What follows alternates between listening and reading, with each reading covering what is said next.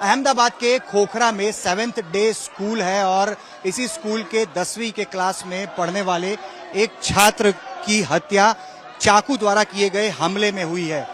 5 से 7 जितने छात्रों ने उसी के स्कूल यानी कि 7th डे स्कूल में पढ़ने वाले बच्चे पर कल स्कूल छूटने के बाद हमला किया, जिसमें बच्चा काफी घायल हुआ था। बच्चे को अस्पताल में इलाज के लिए ले जाया गया, लेकिन बच्चे की मौत इलाज के दौरान हुई है। उसके बाद आप देख पा रहे हैं कि जो अभिभावक हैं उनका आक्रोश आज स्कूल में देखने को मिल रहा है। बड़ी संख्या में जो अभिभावक हैं वो स्कूल पहुंचे हुए हैं और न्याय की गुहार यहाँ पे लगा रहे हैं। हमारे साथ जो यहाँ पे कुछ पेरेंट्स आए हुए हैं वो भी मौजूद हैं, उनसे भी बात करेंगे।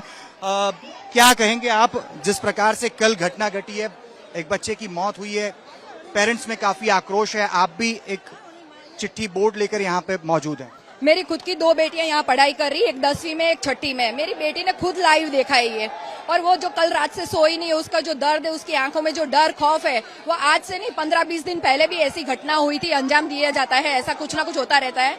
कभी लड़कियों को फंसाना, लड़कियों को मिडिल फिंगर दिखाना, गाली गलौज करना, ये तो कब से चल रहा है और मैंने 2-3 बार कंप्लेन भी की। लेकिन अब ये जो हो रहा है, शिक्षा के नाम पे धंधा हो रहा है और कुछ नहीं हो रहा है। हेल्थ के नाम से 100-100 रुपए बच्चों से लिए जाते हैं, लेकिन यहाँ पर जब जीवन की सुरक्षा नहीं तो हेल्थ के नाम से क्या झक मारते हो तुम लोग।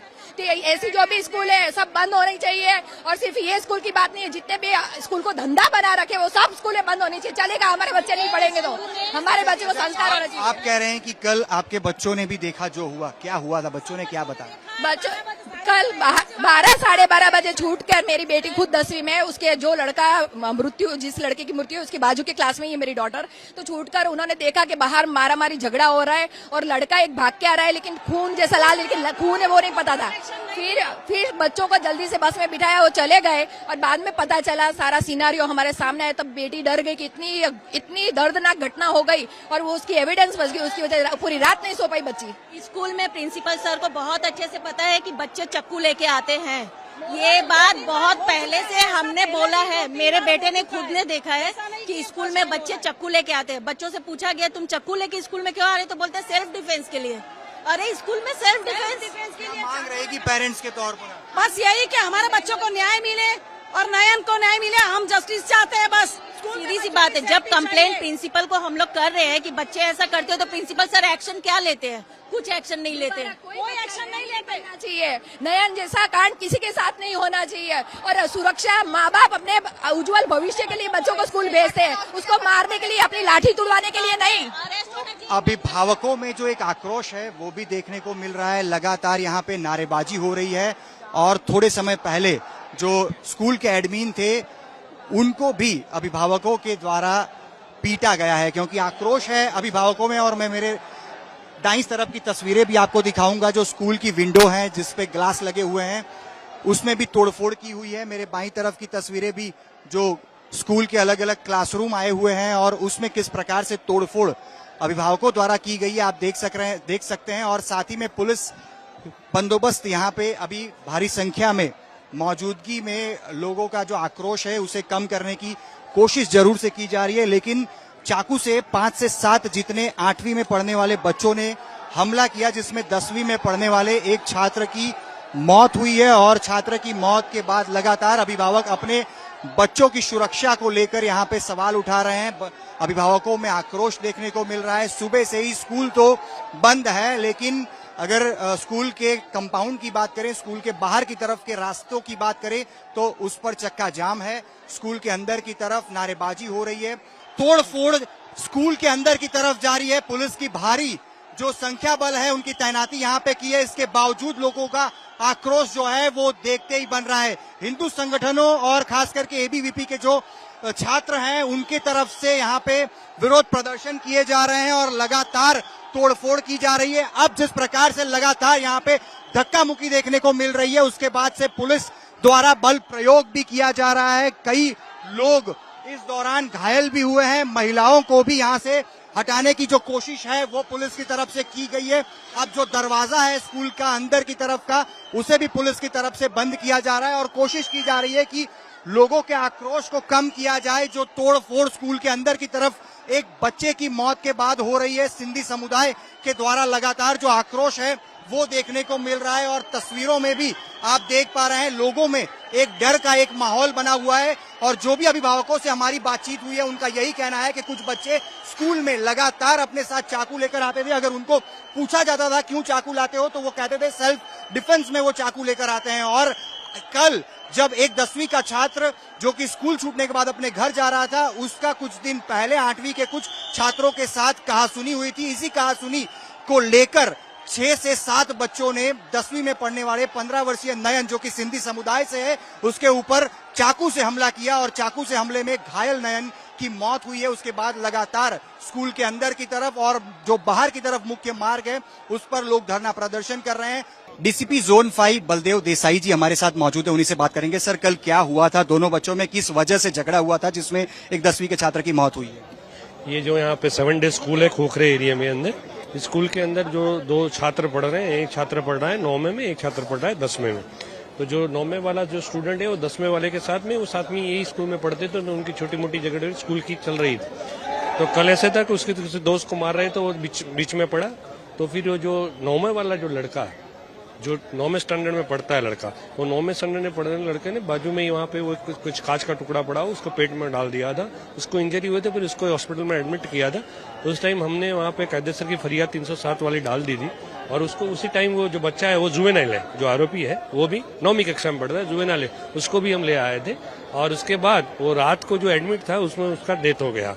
तो उसके हिसाब से यहाँ पे जो पब्लिक है और ये जो वाली है उनका ये रजूआत है कि आप ये स्कूल के विरुद्ध में भी कार्यवाही करो, इसके लिए ये पब्लिक यहाँ पे इकट्ठे हुई है। सर, स्कूल के प्रशासन के खिलाफ एफआईआर दर्ज हुई क्योंकि जो भी लोग यहाँ पे मौजूद है वो प्रशासन के खिलाफ नहीं, वो अभी ये डिमांड कर रहे हैं कि आप प्रशासन के खिलाफ की कार्यवाही करो। लोगों ने तोड़फोड़ की है, क्या कुछ एक्शन लिया जाएगा? वो अभी ऐसे लॉ एंड ऑर्डर की परिस्थिति खत्म होगी, हम इस कायदेसर की कार्यवाही करेंगे। सीसीटीवी अभी तक मिला है?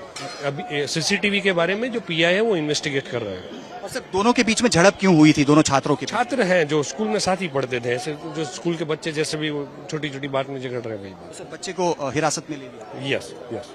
जिस प्रकार से पुलिस अभी फिलहाल कह रही है कि एक कांच का टुकड़ा था जिससे 9वीं के छात्र ने 10वीं के छात्र पर हमला किया था, इस प्रकार की बात फिलहाल कही जा रही है। लेकिन जो स्कूल के जो छात्र हैं या स्कूल के जो अभिभावक हैं उनका कहना है कि चाकू से बच्चे की हत्या की गई है। और तस्वीरों में मेरे आसपास में भी आप देख सकते हैं अभी भी भारी संख्या में लोगों की जो मौजूदगी है वो स्कूल के अंदर है। और डीसीपी के साथ जेसीबी भी यहाँ पे मौजूद है। अब क्राइम ब्रांच को भी यहाँ पे बुला लिया गया है क्योंकि भारी संख्या में लोगों की मौजूदगी के बीच में तोड़फोड़ भी स्कूल के अंदर लगातार की जा रही है। और अभी जिस प्रकार से अभी पुलिस का कहना है कि बच्चा जुवेनाइल है, 9वीं कक्षा में अभ्यास करता है, इसलिए बच्चे के खिलाफ जुवेनाइल एक्ट के अंतर्गत अभी फिलहाल शिकायत दर्ज करके जो कार्यवाही है वो की जा रही है। लेकिन पुलिस की तरफ से ये साफ कहा गया है कि अभी स्कूल मैनेजमेंट के विरुद्ध में किसी प्रकार की जो शिकायत है वो दर्ज नहीं की गई है। लेकिन जो लोगों की यहाँ पे मौजूदगी है, जो भीड़ है, जो अभिभावक हैं, वो एक ही मांग कर रहे हैं कि मैनेजमेंट के खिलाफ भी एफआईआर दर्ज होनी चाहिए। लेकिन अभी भी आप जो तस्वीर है मैं लगातार आपको वही दिखाऊंगा क्योंकि लोगों की जो भीड़ है यही कहीं ना कहीं एक पुलिस पर बहुत बड़ा दबाव बनाए हुए है। और पुलिस की जो तैनाती है वो लगातार यहाँ पे बढ़ाई जा रही है क्योंकि जो लोग हैं यहाँ पे वो लगातार स्कूल में समय समय पर लगातार तोड़फोड़ कर रहे हैं। और लोगों की यही मांग है कि स्कूल प्रशासन के खिलाफ भी एक्शन लिए जाए क्योंकि लगातार यहाँ पे बच्चे चाकू लेकर आते थे। इससे पहले भी कई बार बच्चों के बीच में झड़प होती थी लेकिन किसी प्रकार की कार्यवाही शिकायत करने के बावजूद भी यहाँ पे स्कूल प्रशासन की तरफ से नहीं की जाती थी, जिसकी वजह से आज जो परिणाम है वो सामने आया जिसमें एक छात्र की हत्या चाकू के हमले से कर दी गई है। और यहाँ पे जो स्कूल के बच्चे भी मौजूद हैं वो भी कह रहे हैं कि अगर यहाँ पे मोबाइल लेकर अगर कोई बच्चा पहुंचता था तो उससे मोबाइल क्यों लाया गया है, इस प्रकार के सवाल किया जाता था। लेकिन अगर कोई चाकू लेकर पहुंचता था तो उससे कभी भी सवाल नहीं किए जाते थे। और जो पेरेंट्स हैं वो भी यही कहते हैं कि बच्चों को अगर स्कूल में सुरक्षा मैनेजमेंट नहीं दे पा रहा है तो किस प्रकार की ये स्कूल है। अहमदाबाद के जिला शिक्षा अधिकारी RM चौधरी साहब हमारे साथ मौजूद हैं, उन्हीं से बात करेंगे। सर, 7th डे स्कूल जिसमें कल एक बच्चे पर छुरी से हमला किया गया, बच्चे की आज मौत हो गई है, इसकी जानकारी आपको कैसे मिली और अब तक क्या एक्शन लिए गए हैं? कल शाम को 5 बजे हमें इन्फॉर्मेशन मिली कि एक बच्चे के साथ इस तरह से किसी दूसरे ने बच्चे चाकू से हमला किया है। ये घटना हमें मीडिया के माध्यम से, अन्य लोगों के माध्यम से मिली माहिती, तो हमने स्कूल को तुरंत ही नोटिस दिए कि भाई ऐसी घटना स्कूल में होती है और इन्फॉर्म नहीं करते। तो ये ICSE बोर्ड की स्कूल है, हमने उसको तुरंत नोटिस दिया, खुलासा के लिए आज रजू करना का हुक्म दिया था, लेकिन सुबह बच्चे का मौत हुआ। तो बच्चे का जो मौत हुआ बहुत दुखद घटना हुई है। इसको देख के हमने स्कूल के आज इधर जांच करने के लिए भी आए हैं। इसमें अगर स्कूल की लापरवाही दिखेगी तो हम ऊपर रिपोर्ट करेंगे और ये जो स्कूल है उसकी NOC रद्द करने के लिए भी हम ऊपर रिपोर्ट करेंगे। क्या प्रक्रिया होती है अगर स्कूल दोषित पाई जाती है तो प्रक्रिया क्या रहेगी? क्योंकि ICSE बोर्ड है और स्कूल की तरफ से कहा जाता है कि गुजरात सरकार या गुजरात के शिक्षा विभाग से हमें कोई लेना देना नहीं है, हमारी मान्यता ICSE बोर्ड की है। नहीं, ऐसा कुछ नहीं है। किसी भी बोर्ड की स्कूल अगर गुजरात में चालू करनी है और चलती है तो उसमें no objection certificate Gujarat government का, एजुकेशन डिपार्टमेंट का लेना होता है। ऐसा कोई है नहीं कि रूल्स के बाहर हम गुजरात में जैसे किसी भी स्टेट में चलाए और उसका सरकार से कोई लेना देना नहीं। इसका फी रेगुलेशन कमेटी में भी होता है, NOC लेनी पड़ती है, उसके बाद वो किसी भी बोर्ड से जोड़ सकता है। तो ऐसा कुछ नहीं है। अगर इसमें इसकी लापरवाही दिखेगी, बच्चा इधर कोई बोल रहे हैं ऐसा ऐसा इधर का सुना है, CCTV फुटेज से ही और निवेदन मिलेंगे और सही पुलिस का रिपोर्ट मिलेगा, उसके ऊपर ही मालूम पड़ेगा कि कहाँ लापरवाही हुई है। कोई बोल रहा है कि इधर पढ़ा रहा है बच्चा, जो स्कूल के कैंपस में अगर बच्चा पढ़ा रहा है और उसको ट्रीटमेंट नहीं दिए, अगर उसको किसी ने उठाया नहीं, हॉस्पिटल ले जाने का प्रयास नहीं किया, तो वो बहुत गलत है। आखिरी सवाल सर, कई सारे अभिभावक कह रहे हैं बच्चे यहाँ पे ड्रग्स भी लेकर आते थे, कई बच्चे चाकू लेकर आते थे, ऐसी कई कंप्लेंट्स की गई हैं मैनेजमेंट को। क्या आप तक कभी ऐसी कंप्लेंट पहुंची? और अगर अभी अभिभावक इस प्रकार का आरोप लगा रहे हैं तो किस प्रकार से आप जांच करेंगे आगे? नहीं, ऐसा तो अभी तक कोई हमें कोई कंप्लेंट नहीं मिली है। कंप्लेंट नहीं मिली है, हमारी ऑफिस को इस तरह से कोई कंप्लेंट नहीं मिली है। ऐसी कंप्लेंट मिले तो हम उसकी तपास 100% करें। ये अगर बात इसके साथ जुड़ जाती है तो हम इसका भी तपास करेंगे, भले ही ये बात उससे जुड़ी है या नहीं है, हम तपास करेंगे। मैनेजमेंट से कुछ बात हुई है, टेलीफोनिक बातचीत है? नहीं हुई है। मैनेजमेंट जो है उसके जो एडमिन है उनसे बात हुई है कि 10th का बच्चा था, इस तरह से उसके साथ 10th के बच्चे ने ही इस तरह से जो हत्या करने का प्रयास किया और हत्या भी की है। तो ये जो है उसमें रियली जो हुक्म आए, मतलब कि रिपोर्ट आएगा पुलिस का, तभी मालूम पड़ेगा। अभी मैं मैनेजमेंट से बात करने के लिए और उनसे हकीकत तपास करने के लिए इंस्पेक्टर के साथ इधर आया हूँ। पुलिस की जांच फिलहाल तो जारी है, लेकिन जिस प्रकार से अहमदाबाद शहर के जिला शिक्षा अधिकारी कह रहे हैं कि अगर स्कूल की कहीं ना कहीं बेदरकारी मालूम पड़ेगी तो वो ICSE बोर्ड की जो मान्यता गुजरात शिक्षा विभाग से लेनी होती है उसका जो NOC होता है वो NOC रद्द करेंगे, जिसकी वजह से आने वाले दिनों में अगर स्कूल कसूरवार पाई जाती है तो स्कूल बंद करने तक के सख्त कदम उठाए जा सकते हैं। हालांकि ये सारी बातें अब पुलिस की जो रिपोर्ट है, पुलिस की जांच है, उस पर निर्भर करती है, क्योंकि लगातार जो अभिभावक हैं वो यही आरोप लगा रहे हैं कि स्कूल के अंदर कई लापरवाही हैं, बच्चे ड्रग्स लेकर आते थे, चाकू लेकर आते थे, लेकिन कई शिकायतों के बावजूद किसी प्रकार का कदम जो स्कूल प्रशासन है वो नहीं ले रहा था। हालांकि अब ये बात जब सामने आई है तो इसकी भी जांच जिला शिक्षा अधिकारी की तरफ से की जाएगी। पोखरा में स्थित 7th डे स्कूल के 10वीं क्लास में पढ़ने वाले नयन की हत्या उसी के स्कूल में पढ़ने वाले 9वीं के छात्र ने चाकू के द्वारा किए गए हमले में हुई है, जिसके बाद उसकी अंतिम यात्रा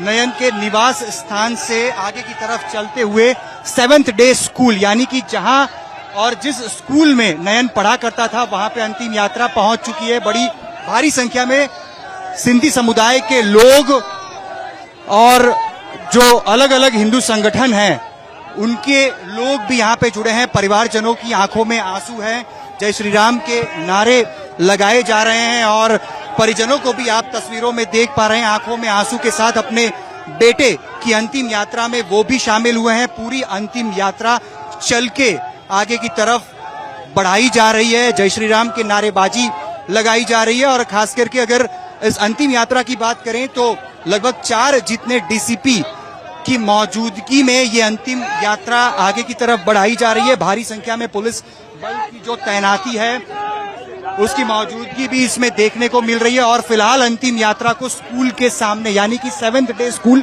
जहां पे छात्र अभ्यास किया करता था वहां पे अभी फिलहाल यात्रा को लाकर यहीं पे रोका गया है, लेकिन पुलिस द्वारा धीरे धीरे यात्रा को आगे की तरफ बढ़ाया जा रहा है। सिंधी समुदाय समेत स्कूल में पढ़ने वाले बच्चों के अभिभावक बड़ी संख्या में इस अंतिम यात्रा में जुड़े हुए हैं और पुलिस धीरे धीरे शांतिपूर्ण तरीके से इस यात्रा को आगे की तरफ बढ़ाते हुए यहाँ पे दिखाई पड़ रही है। अभिभावकों की एक ही मांग है कि जिस 9वीं में पढ़ने वाले छात्र ने 10वीं के छात्र की हत्या की है उस पर जुवेनाइल एक्ट के तहत कार्यवाही जरूर से हो, लेकिन जो स्कूल प्रशासन है उनके खिलाफ यानी कि स्कूल मैनेजमेंट के खिलाफ भी लापरवाही के चलते सख्त कदम उठाए जाने चाहिए। और फिलहाल अंतिम यात्रा स्कूल तक पहुंची है, जो कि अब जो स्मशान है वहां उस दिशा में यानी कि उस तरफ आगे की तरफ बढ़ाई जा रही है। कैमरा पर्सन जयमीन व्यास के साथ अतुल तिवारी, आज तक, अहमदाबाद।